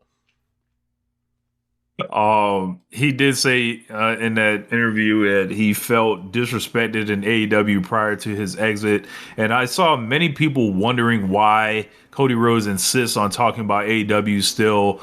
This is part of the rollout strategy for WWE. They send him up to the ringer. Bill Simmons is going to ask this. Bill Simmons clearly did not want to ask any Vince McMahon questions. He chose AEW to ask about. But the way Cody has sold this one, he sold it. Can we explain the Bill Simmons part as far as like the ringer and Bill Simmons and him being a producer of WWE documentaries on Netflix? He's playing very nice with them. He's playing very nice with them, and essentially is in the pocket. Right. Along with like the Ringer Podcast Network, they're like another arm of this shit. Right. So we used to have Rosenberg, who is now does the pre-show shit at times with WWE. Yeah. Yeah. He said, in the end, the way that I see it is, if I ever felt disrespected at WWE, that's one thing. That's a company that was built. You know, that's the Yankees. You fucking mark. That's the flagship of it all. If I ever felt there was, you know, if I was a number on the sheet, maybe. But feeling disrespected at something I built with my friends that we built, feeling disrespected there, I wouldn't stand for it. He keeps bringing this stuff up, and I'm going to crack some shit open. I've decided. Fuck it. What's causing all this, and you're going to keep seeing this in the release that's coming up, is this AEW fucking book that's coming out. The hardcover joint, and it has, you know, a bunch of people that were integral to the beginning of the promotion, like Jon Moxley, Chris Jericho, Britt Baker, Hikaru Shida, The Elite, a couple other people. But Cody Rhodes is not on the cover of that. Cody, I don't know that he is familiar with the story context, but he was under this impression that he was written out of the book. He definitely is not on the cover of the book. And with Cody Rhodes has communicated his displeasure privately with Tony Khan about not being either on the cover. I don't know if he knows the contents of the story, because who knows what the contents of the story are at this point, because the book's not out yet. Cody keeps bringing this stuff up for a reason. It's that book and whatever's going to come from that, and the who's getting all the credit for all this stuff. This is why he harps on all that stuff. And what has happened with that is the beginning of Tony Khan beginning to tell the story about AEW in his image. This can not only, Cody Rhodes might not be the only one that will eventually have this complaint. So if you want to just bang on Cody for that, be mindful. Yeah, be mindful that like 10 years from now, it can be Kenny Omega, it can be the Young Bucks as well. Yeah. So like, while Cody, I think we all kind of like think, all right, you got whatever kind of credit for this or whatever. He feels like he was entitled to more at this point. I don't know, who exactly did what, but people talk very highly of him when he was there. But at some point, you would think he would kind of move on. But I guess this is like the thing. It's like, bro, they were putting the fucking world title on him. He was beating John Cena. And bro, what were we talking about when this show ended? Not Cody Rhodes. And what he had to do in this, he threw this thing out there. It's showing that he's still bothered by this. But it's kind of legitimate, if you're off the cover of that book, but that's why. Like, and we kind of we had a weird schedule, so we couldn't get it in real time. But I definitely want to talk about that. Cody Rhodes communicated his displeasure with Tony Khan. So what happened here was like it's gonna keep happening. So the thing for me, while hearing that and understanding possible frustration with that is like the part where it's like, I can empathize with you up to a certain extent. And my extent is the company will be going into not the company. The AEW Dynamite will be going into its 6th year in October. You have been gone from AEW for what at that point in time will be 3 years.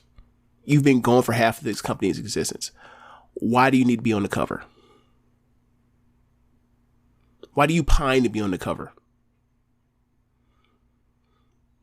Ego. Well, yeah. I was trying to make it rhetorical, but yeah. Yeah, I'd be like you made the choice.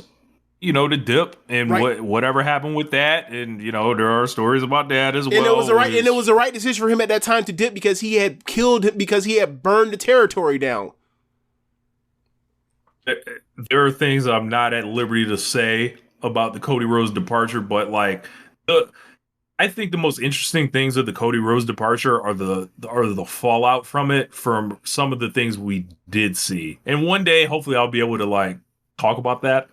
But, a lot of people got big pushes, for certain reasons. So, we'll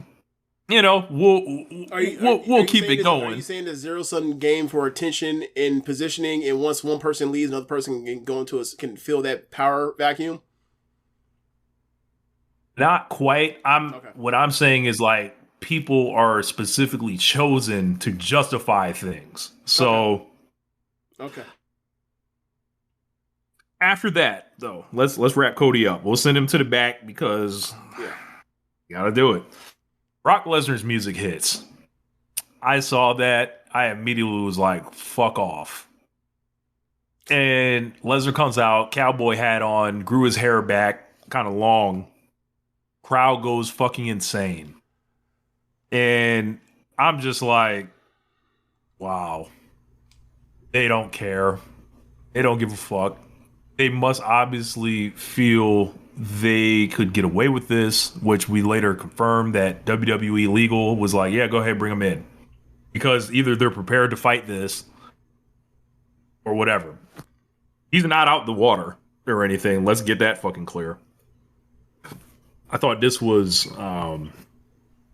also coincided with WWE wrapping up their press conferences like complete cowards, because they knew this was coming. And they talked about it the night before. How, no, we don't have that, And Lesnar comes out, drops Cena, essentially, with the F5. Crowd cheers again. And immediately, this thing turns to the culture war. This thing turns to... And, like, there's some part of like, oh, it's the AEW fans who are mad at this. I'm like, no. AEW got nothing to do with this one, brother. No. Like, AEW not in no lawsuit. But I saw just so many people. I didn't even bother tweeting about it because I already knew what I would have did to that app. That was a 3,000 like tweet that just was like, I'm just let it ride. But you had motherfuckers like Raj Giri embarrassing himself, melting down. You had all these people saying, "What law did Brock Lesnar break?" That was their great line right there, James. This thing is a civil case, you fucking idiots. This is not a lawful prosecution here. This is not about breaking what is written somewhere. This is about conduct. This is about decorum. Morality. This is about morality. Yes. This is about sexual abuse. So, and all these people have turned it into what are you, a pussy? If you can't, like, and this is just back to what society is, James. Yeah. So Caden asked me the other day, like, what would you do if? Basically, he was basically asking, like, what would I do if there was like purge rules for like a month or something like that? And I was like, stay my ass inside. I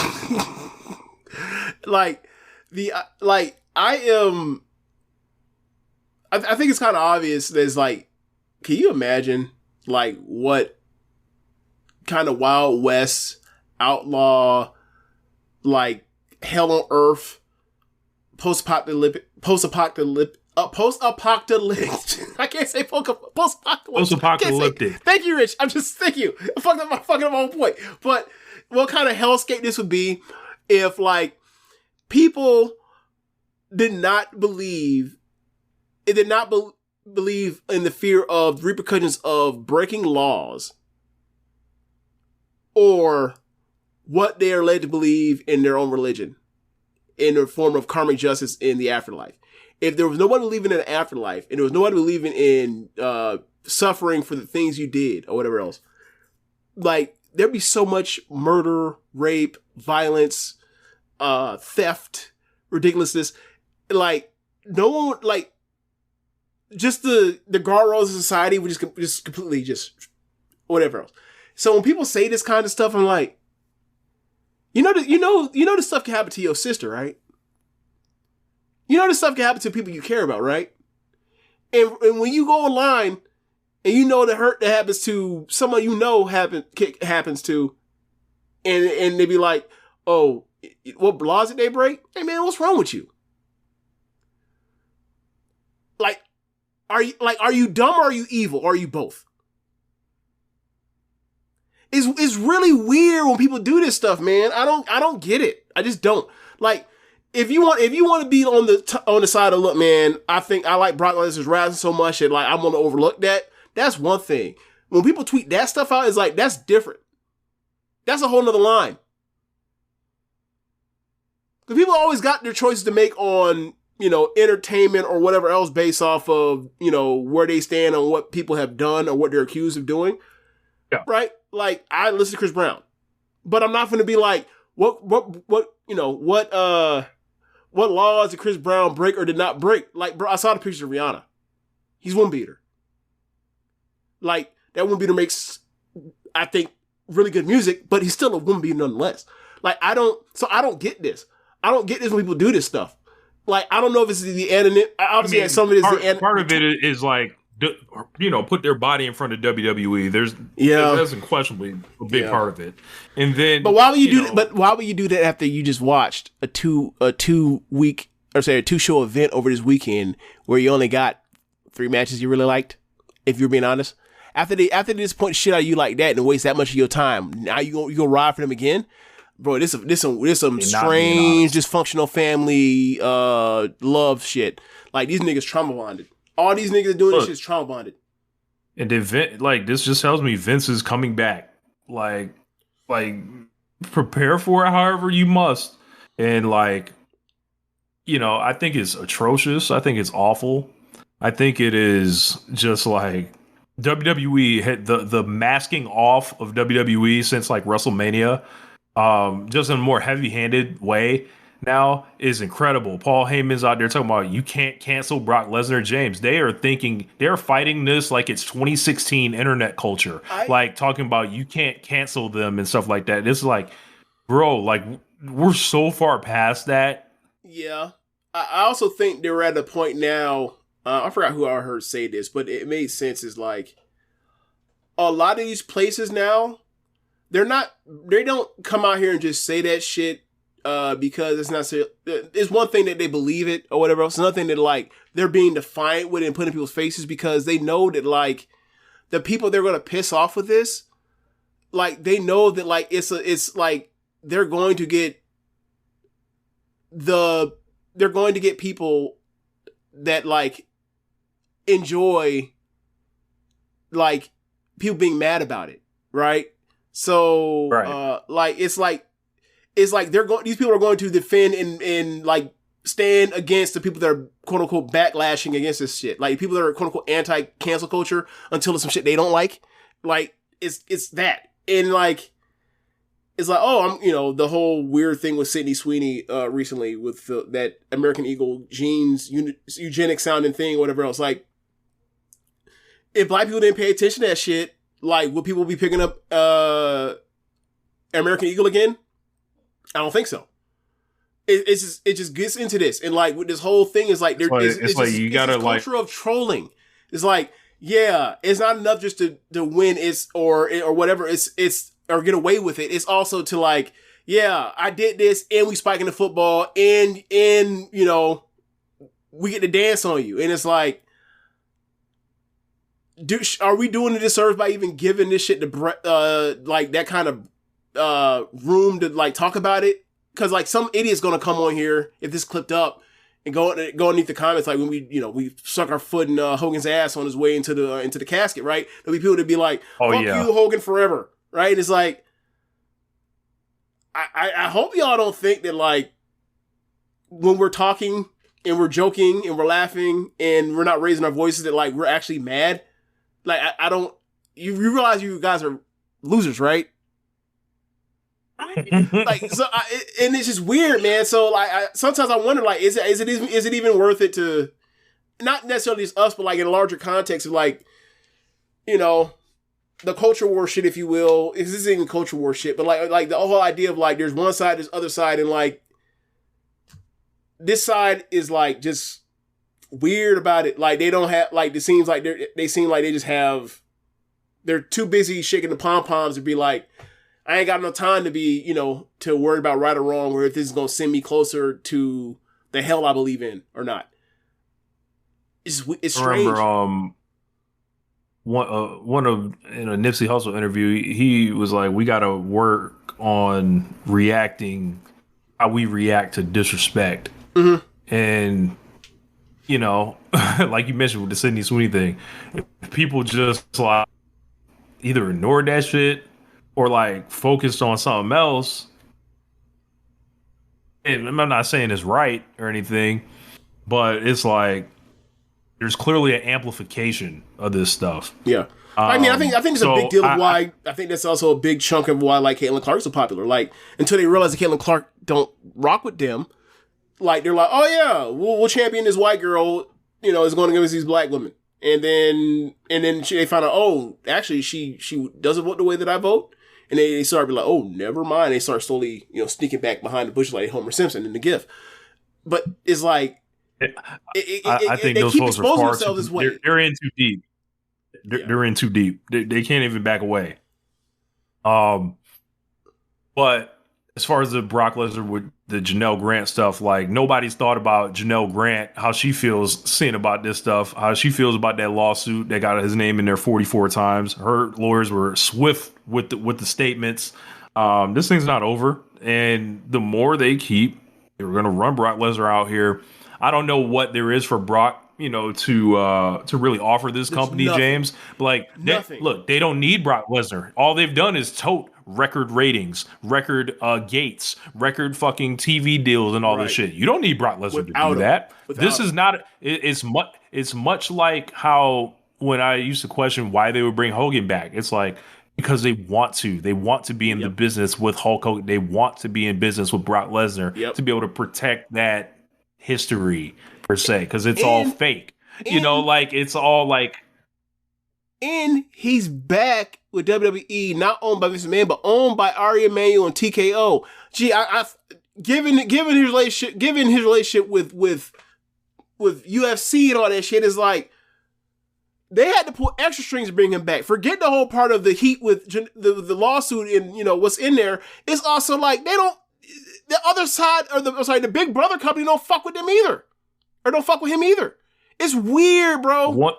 The way they go to battle is weird. One question blows all this shit up to pieces. So why was Brock Lesnar gone for 2 years? Why were you taking him out of the video games? When you don't do, why was he randomly, being missed? When you don't do press conferences anymore, you don't have to answer these questions. Or when you do have the press conferences, you have motherfuckers come out there and ask them about fucking, what's their favorite In-N-Out burger meal that they want. Like when they be asking Tony Storm that dumb shit. Yeah. So like, I think it's important that we don't give up. I say work on, the reaction to the disrespect. That is not to be taken as giving up on like talking about what you feel is right and wrong. I simply chose to not really tweet anything because what the fuck is Twitter at this point? Like, so like I already know what that was. I was going to have a ton of people agree with me. Then I was going to have a bunch of people probably like call me the N-word and, other various forms of other kind of harassment or whatever. The equivalent of the "Hi, you mad?" Yeah. Okay. But it's like I'd be like, "Hi, you going to hell?" Yeah, you a bitch. Yeah. Right. What's wrong with y'all, man? But it was just like it was just one more thing after Triple H shows up to the White House. He's shooting fucking vignettes at the White House, spitting the water, James, spitting the water, doing the pose. Trump don't even know who he is. He's just like looking around. Where's Triple H? And he's pointing at the wrong person before he sees him on the other side. This is such a mask off for WWE that they are saying this is who we are. We are drawing a line in the sand. And look, props on them for being themselves. Maybe more people need to be themselves.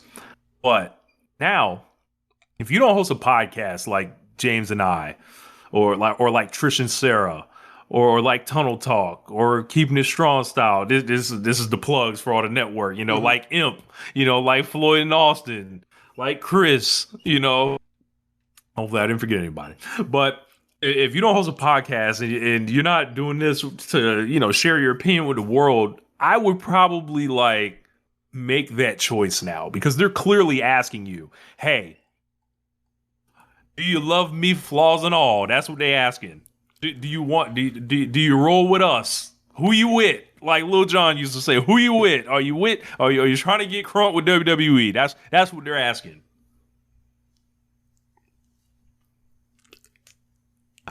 I wasn't expecting Lil Jon and Eastside Boys dismount. I just wasn't. But yeah, I was expecting One Nation Radio, baby. No show like it. I wasn't expecting I was expecting you to hit me with the Kings of Crunk. I just wasn't. Yeah. I don't have anything more to add. I just don't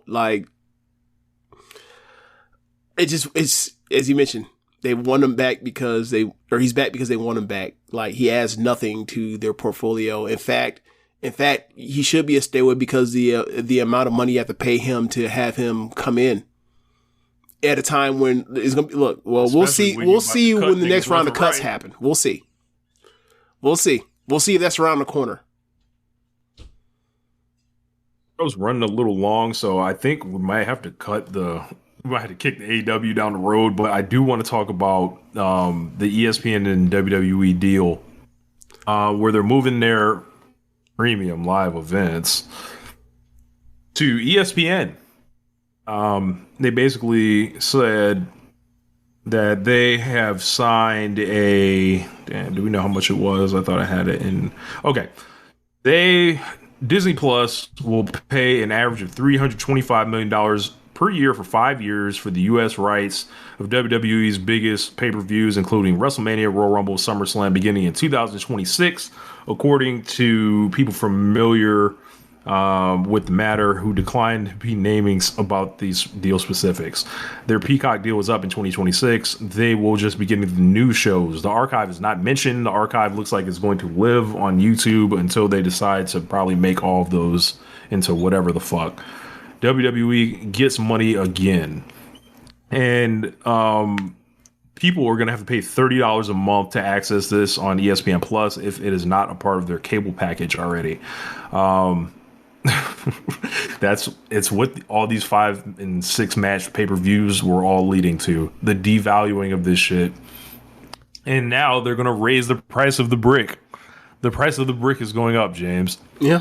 And $30 a month for the WWE pay-per-views? Not in this house.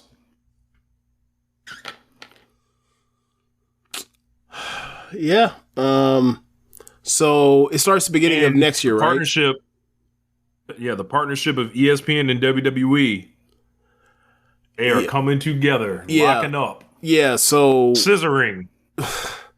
So ESPN's been making some moves. Like ESPN is also now 10% owned by the NFL. And now the Red Zone channel will be hosted by ESPN.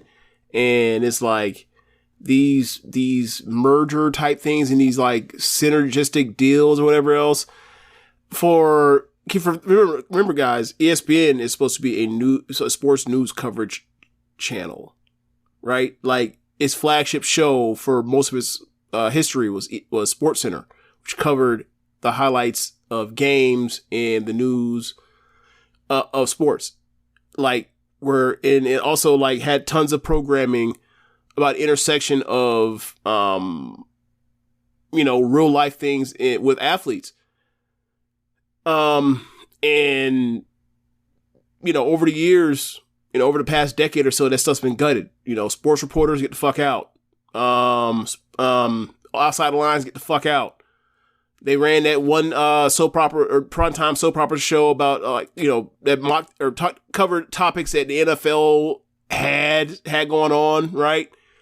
And they got rid of it. I think it was called Playmakers. Was it Playmakers they got rid of it? Yeah, that kind of shit. That's all. It's been going on for 20 years leading up to this point. Now it's like the online gambling shit aspect, the sports gambling aspect. Now we're full on just forget us. Not covering you the way we should cover you because we pay you X amount of money to be our media partner. Now it's like flat out, no. You own part of us now. You officially own part of us.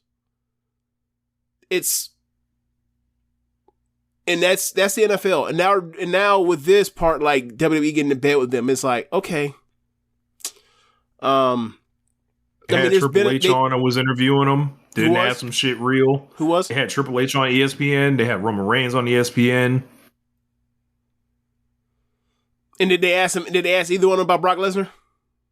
Oh, actually, they did ask about Brock Lesnar, but the answer Triple H gave was pretty much in the context of, we told Brock it's time to come home. So he's passing the buck back and forth. Before he said it's Cena's fault. Look, come on, man. Y'all niggas all working in unison. Brock does what he wants. And when he said it's time to come home, no one pressed him on the part where it's like, yeah, why was he gone? You would think that would be, what was he up to? And that's what we mean as far as the erosion of integrity when it comes to like journalism. Like, it's one thing when it's pro wrestling journalism or whatever else, and like people don't think this shit thinks it's a fucking carny business, so people don't really give a fuck about that, whatever. It's another thing when it's like, nah, man, these are some of the most like visible figures like in media.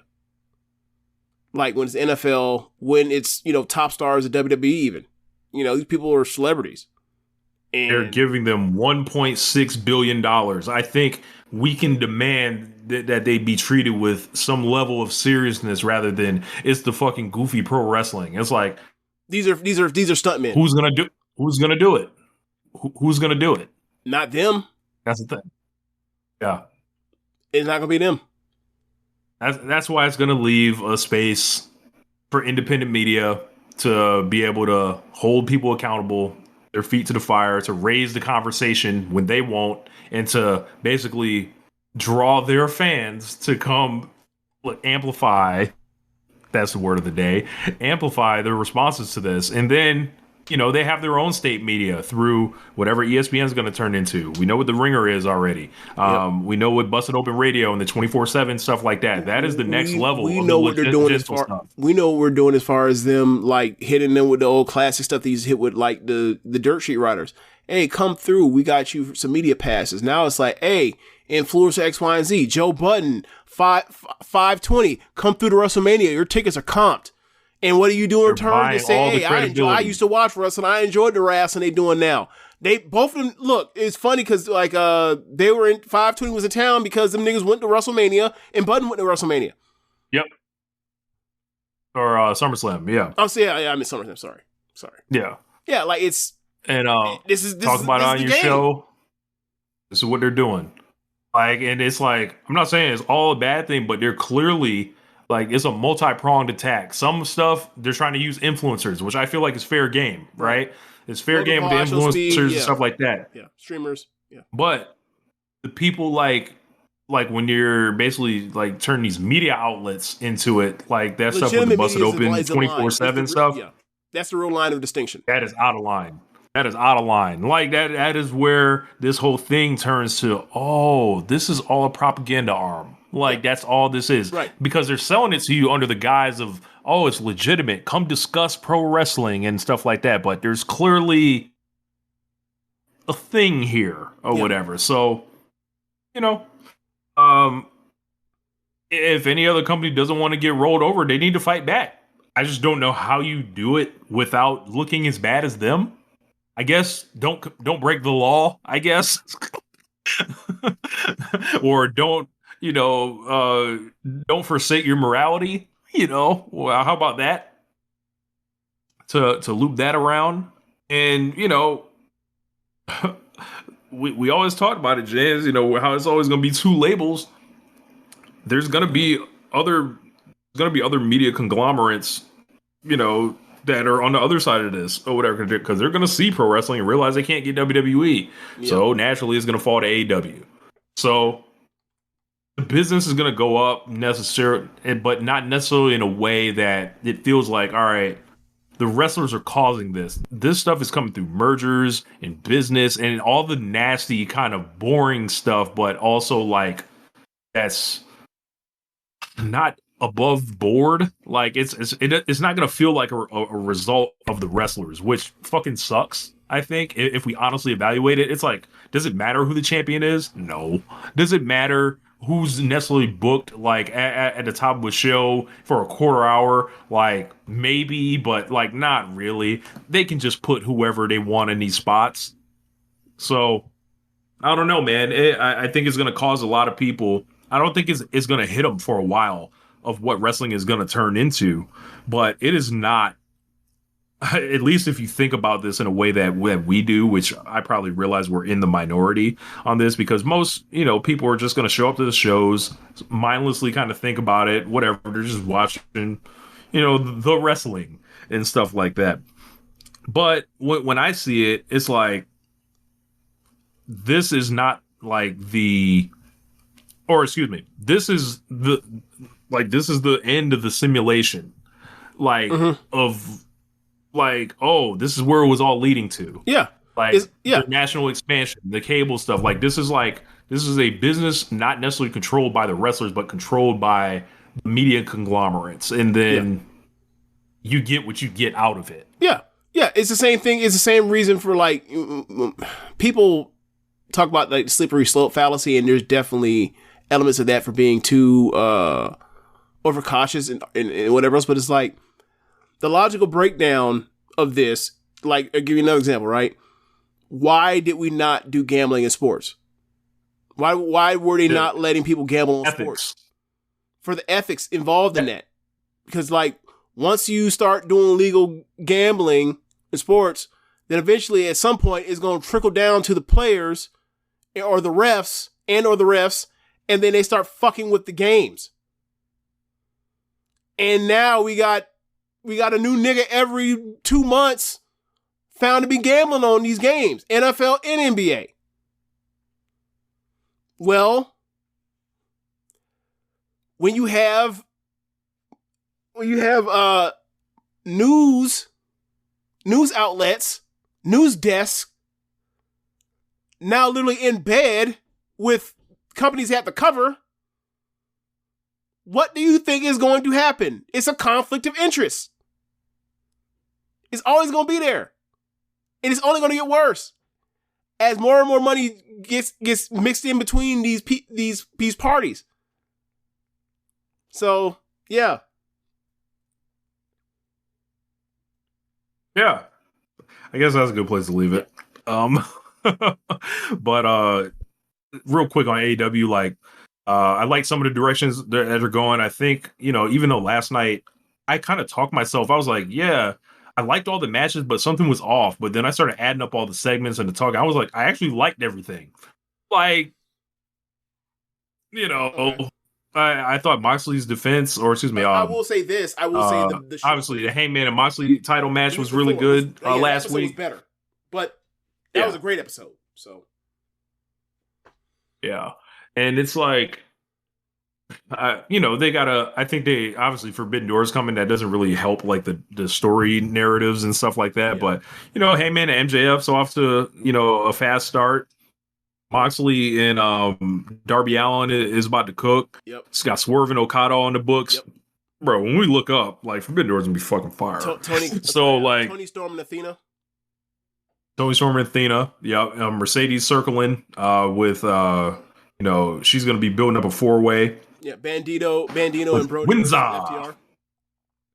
Yep. So, like, there's, obviously, you want to see more New Japan involvement, but the G1's going on right now. Yeah. Like we already knew this was going to happen. Yeah, they're not going to have that shit until that's over with.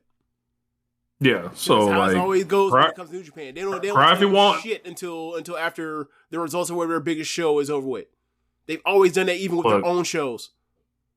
But cry if you want, or get somebody over that it feels like they can get in a top 3 match. Sorry. Like, that's how it is. Yeah. But I think we're given what they've already shown in the card, that's a card worthy of your money already. Yeah, it sure didn't stop people from buying tickets. Yeah. But we should wrap it up, man. We'll be back next week. We can get more into AEW and stuff like that. But seeing as how there may not be many more WWE reviews at this rate, I felt like giving them the boot and talking about their, moves with the Trump shit and the Brock Lesnar and, I think SummerSlam fucking was ass, bro. Like, and this was like, I was like, yo, if I watched this every week, I would go fucking insane. So it's a good thing I don't. They've had a pathetic year in pay-per-view, especially even compared to like their previous 2 years. That's the end of the show, y'all. Thanks for listening. If you are watching from the stream, be sure to go to the show notes when the link is up for the podcast, and you can click on the link to Red Circle and you can donate there, and be sure to listen to other shows on the network. Oh, also, before I get to that, also go to our our Shop Tees store, and you can pick up some merch there. And be sure to listen to other shows on the network. Besides One Nation Radio, you have Keepin It Strong Style, All Things Elite, AEW Match Guide, WWE Adventure, Wrestling Art with Chris Things, Tunnel Talk, and the Trish and Wrestling Sarah podcast. The Trish and Sarah Wrestling podcast. Boy, we need to get off air. We gotta get off air. When does Trish wrestle Sarah? Who's going over in that one? I don't know. Do we pick teams now? Do we pick sides? Are you team Trish or team Sarah? Look, we're going to a Broadway finish. 60 minutes. 60 minutes. Oh, man, I got 60 minutes. Sorry, Trish. Team Sarah. Later. Peace. USA.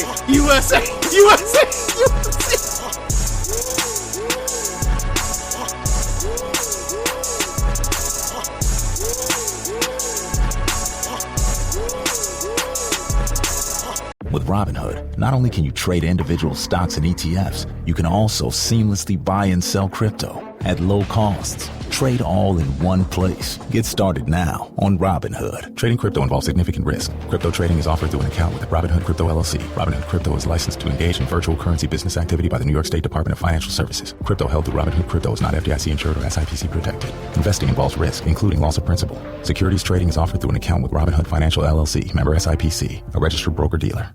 If you're a podcast host, listen up, this one's for you. My name is Allie Jackson. I'm the host of Finding Mr. Height, a dating and relationship podcast that I've been doing for 4 years now, sharing my positive and practical approach to dating that's built on my own life experience. And I wanted to share another experience that I've had, my secret behind monetizing my show. It's called Red Circle, and I was just telling my colleague about how much I love their platform. With Red Circle, not only am I getting a seamless hosting experience, but I also love the support I receive in ad sales. It's not just typical ad sales either. It's targeted opportunities based on my show and my life. And the platform is super simple. You just set your preferences and Red Circle matches you with sponsors that align with your show. You can vet every opportunity and their platform gives you great analytics. More recently too, my Red Circle team has brought me opportunities outside of my podcast on social media to really augment the podcast partnerships, bring them full circle. I just can't recommend them enough. If you want to give it a try, go to redcircle.com to get your free trial. That's redcircle.com for a free trial.